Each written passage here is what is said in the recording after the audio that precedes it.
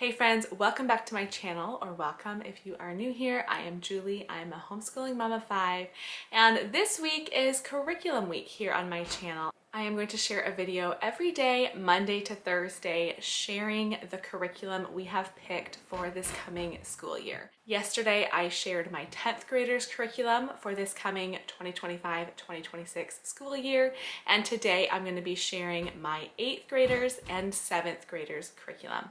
So my 8th grader, it's hard to even say that because I say these grades that we're going into and I'm like, no, wait, we're still doing grade 9 and grade 7 and grade 6, but nope, my kids are another year older up to the next grade.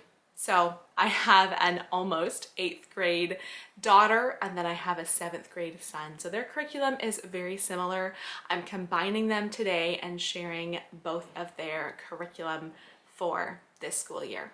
I've got my 8th graders curriculum over here, so we're just gonna start with that. So first off, I wrote this down so that I don't forget to mention for math, she is doing teaching textbooks level 8, and that is algebra. So that will be her math. She is doing the level 7 language arts from The Good and the Beautiful. We've always kept our kids about a year below their grade level with The Good and the Beautiful language arts, and I feel like that's been a good fit for us, so that's what level she's on now. I also printed alongside that the course companion, which just kind of goes through. It has some poetry, it has some of the grammar rules and spelling rules, so that will just be a little extra to go along with that.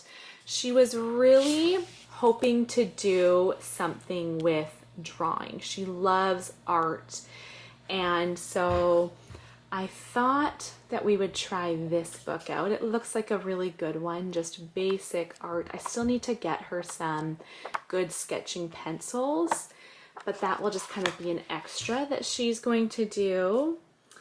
Okay, I'm like, what else do I have for her? So, you know what? Let's just go ahead and go over to my 7th grader. So he is doing teaching textbooks level 7, which is pre-algebra. This is the last The Good and the Beautiful handwriting level, level 7. I love The Good and the Beautiful, how they have not only your writing, but also like art and a bit of geography mixed in, and you got some poetry, Bible verses they're copying out. And then he as well is going to do the language arts by The Good and the Beautiful. This is level 6.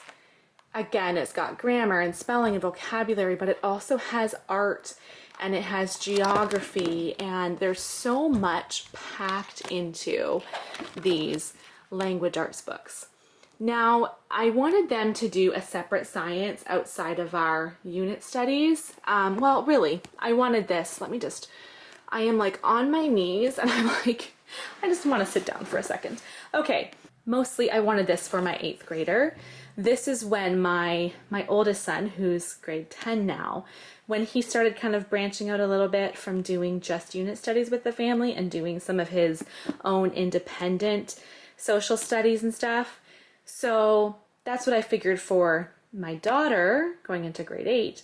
And then my 7th grader saw that we were doing science separately, and he's like, I want to do science too. So I think this will be mostly for my 8th grader, but I thought my 7th grader may get into it as well. So this is from Master Books curriculum, God's Design for Life.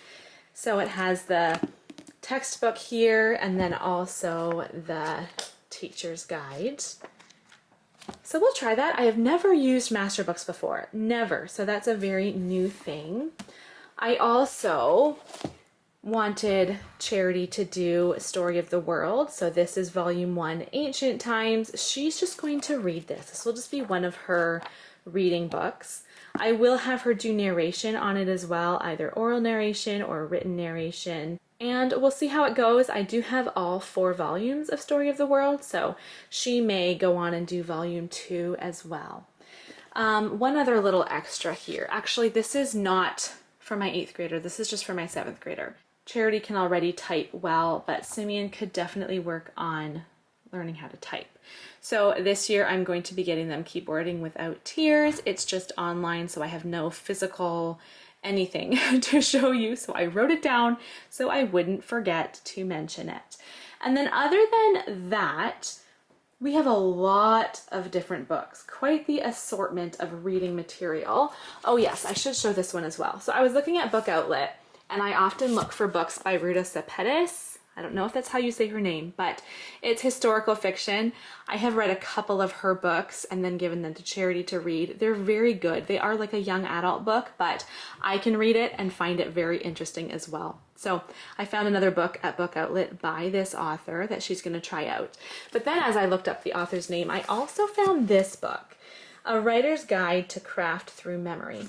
I don't know for sure how much Charity will get into this, but I thought maybe she would want to. She loves, like I said, she loves drawing and art and stuff.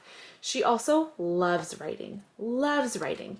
So this is just a book kind of giving you information on how to write well, how to write stories, I think mostly about yourself, like how you write about your experiences. And I don't know, maybe she'll not really care to do this, and I'm not telling her she has to, but I just thought that would be a nice little addition to this school year. Yeah, we'll see. We'll see what happens with that. And then these books, I do like to assign a few different books for my kids to read. So for Charity this year, I thought she is old enough to start reading some of the Jane Austen novels. So I got her Sense and Sensibility and Pride and Prejudice. She also has read a couple books by Shannon Hale that she has enjoyed, and so I bought her another one of those. And then for Simeon, I wanted him to read Swiss Family Robinson this year. I thought, okay, that's right up his alley. He will love this one, and I don't think he's ever read it. I know he's watched the movie, but I don't think he's read the book.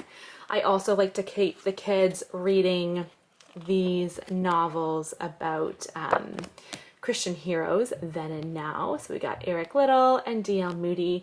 And then I know actually that Charity likes these too. So both of the kids will probably read these ones, but we have a few of the Enid Blyton books, and I just bought a few more. So Ship of Adventure, the Circus of Adventure, the Castle of Adventure, and the River of Adventure. So I think we already have 3 in the series. Now we just have 4 more.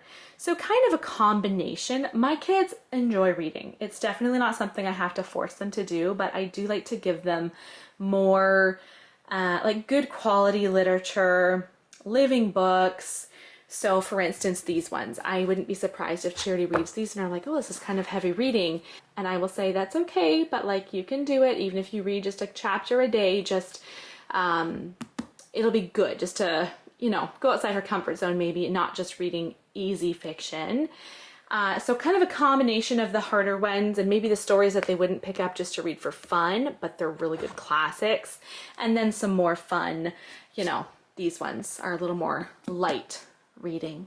Thanks for watching. Let me know down in the comments if you have an 8th grader or 7th grader this school year, and if you're still looking for any curriculum for them and what I shared today looked interesting or curriculum that you would like to check out. I will have each of these curriculum books listed down below in the description box with links if you want to check them out. Come back tomorrow for another curriculum haul, and subscribe if you want to see more about our homeschool as we enter a new year. I'll see you